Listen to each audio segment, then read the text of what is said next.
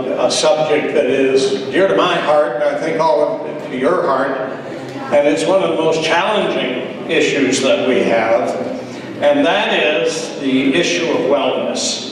The issue is, and general population health. This whole issue that we've heard about today, addictions is a very large part of it, is putting a tremendous burden on our government and on the future generations in this wonderful province. What we need, in our opinion, is we need programs that are going to keep people out of hospitals, keep people away from the acute care system, keep people healthy. We have to talk to people about and convince people to invest in themselves and to invest in healthy lifestyles. And that's what I would like to talk to you about. Now, way back when, in 1998, the government of the day asked me to do a program which was it was entitled Towards an Active and Prosperous Alberta, then Health and Well-Being Advantage. And it was all about activity. It was about moving, and it was about children, and it was about seniors. I'd like to say a lot happened in the intervening 18 years, but not really very much has, unfortunately. And it is true that diseases like cancer, heart disease, diabetes, mental illness, etc., impact our quality of life. They impact the productivity of our society. And most importantly, they impact the integrity of our healthcare system itself. These 90% of the burden of our healthcare system are encapsulated with these particular diseases. And the inexorable rise in healthcare costs, and if you look at the whole spectrum of healthcare costs, all the capital, all the operating, etc., it's now starting to push 50%. And unfortunately, this just simply cannot go on. We have to intervene. And David Dodge, who has been used, and he's a good friend, wonderful fellow, and he has projected that if current spending trends continue, that healthcare in all of the provinces will consume some 80% of the provincial government expenditures in just 15 years. And that's not a very long time. So my message to you today is that we need to get serious about prevention, about wellness. And fortunately, there's a great deal that can be done. In our present healthcare budget, about 1% of the money is spent on prevention. 99% of the money is spent mainly on acute care. And as Dr. Mustafa has mentioned, some of the basic health care statistics, general population health statistics, are really quite scary. 30 to 32% of our children are either overweight or obese. The reality is that the inactivity index, due mainly to our iPhones and our technology, is going up dramatically. And all of these things are now addictions, as we've spoken about today, are increasing. And injuries remain stubbornly high. So what we're proposing is that there be an Alberta Wellness Foundation, that we take it very, very seriously. And we want a couple of things to understand. Wellness is a long-term strategy. There is no quick fix. I used to say you can't just add water and shake and we've got a solution. That just doesn't happen with wellness. It takes an intergenerational change.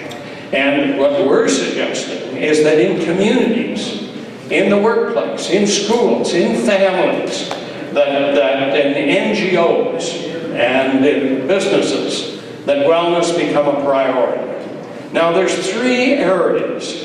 there's 5 areas. The first one is increased activity, and I'll just tell you a little story.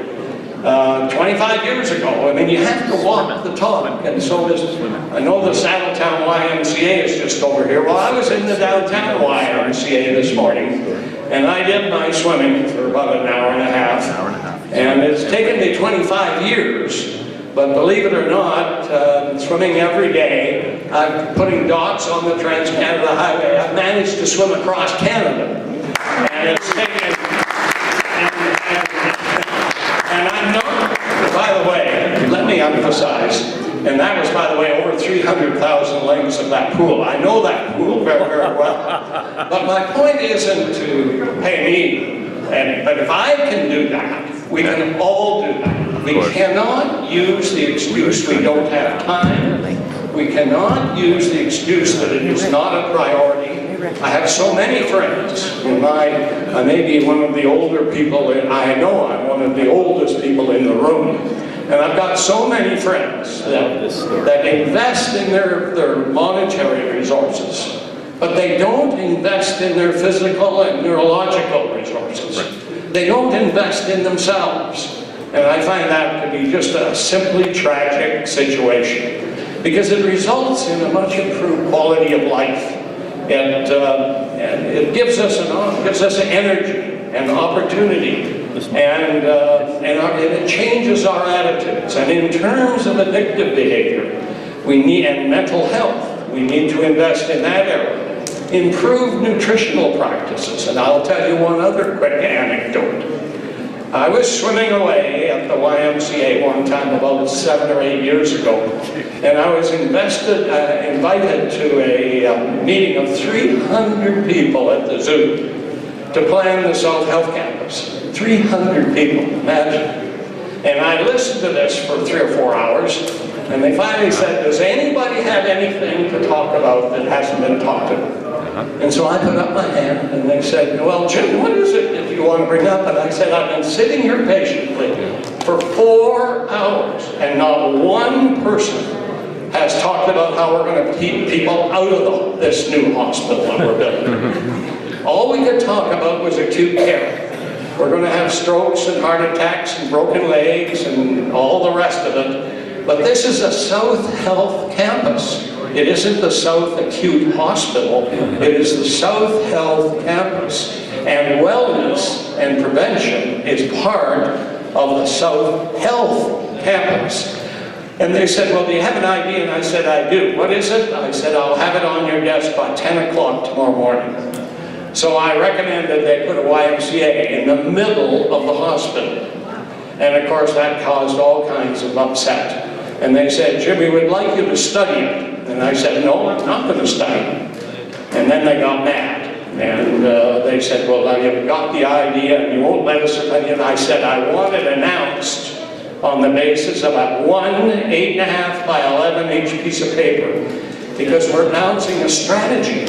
We're announcing that wellness is important. And then now we're just going to talk about the tactics and the details. How many exercise bikes are we going to put in? Or what about this? Or what about that? Well, I'm pleased to say that there is a YMCA. It could have been a YWCA. It could have been anything. In that hospital, it's open 24/7. The nurses use it. The doctors, the patients use it. The janitorial staff use it. And it's wonderful. And it's the only acute care hospital in all of Canada that has a wellness institute embedded in the hospital. So, number one, what we need to deal with are activity. Number two is nutritional practices. And by the way, in that YMCA, there are tiny little kitchens to teach new Canadians how the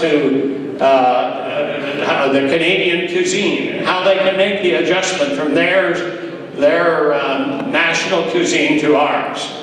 There's mental health and addictions, and then early childhood intervention, and finally injury prevention. Those are the 5 initiatives that we have.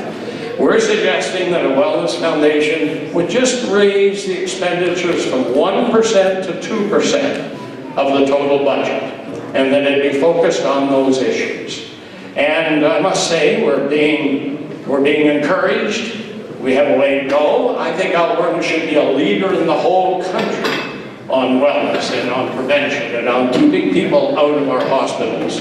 We're suggesting that we go the way of Great Britain and most other countries and consider a levy on sugar-sweetened beverages. We also suggest that this not report through the Minister of Health, Not that we don't have a wonderful Minister of Health. That isn't the point. The point is that acute care trumps wellness 100% of the time. It always has, and it always will.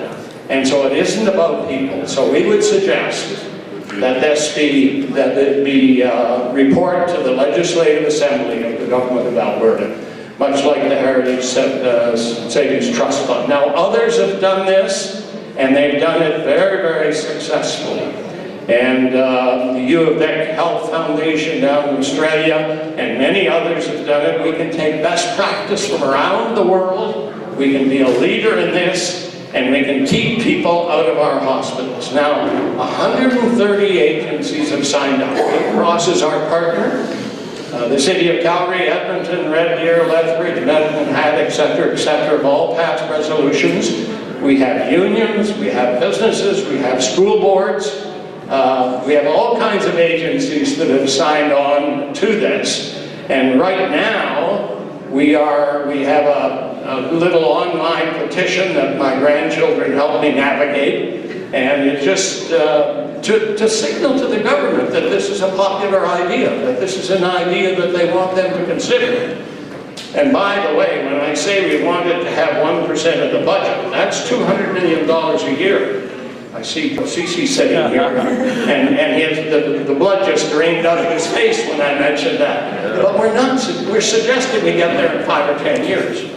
And we're suggesting we get started with maybe $5 million, or $7 million, or $8 million. That's a little bigger. But the important thing is that we get the governance right, that we separate it away from acute care.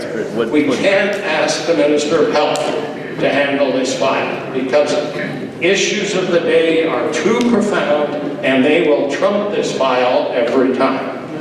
So what this is called, by the way, let's take wellness off the waiting list. And it isn't a matter of pressure, it's a matter of signaling to the government that there's popular support. And that's what democracy is all about. So I have these cards for everybody, and I hope you'll just take the time, if you agree with this, just to fill it in. It only takes you a moment, and as I mentioned before, if you haven't got the time, ask your grandchild to network it in for you, because they can do it. So in summary, it's all about the quality of life. And we have to walk the talk. We can't just turn it over to somebody else. Friends, family, Dr. Mustafa talked about this. Friends, family, and community are the great, great strengths of our society in this wonderful country and in this wonderful province. And relationships are important. And quality of life, maybe it's because I'm speaking from having many decades under my belt, but the quality of life is enormously important. And I can tell you that if you walk the talk, that if you'll spend the time on your own assets, your own natural assets, which is your health, that you'll be the great winner in the long run. Thank you very much.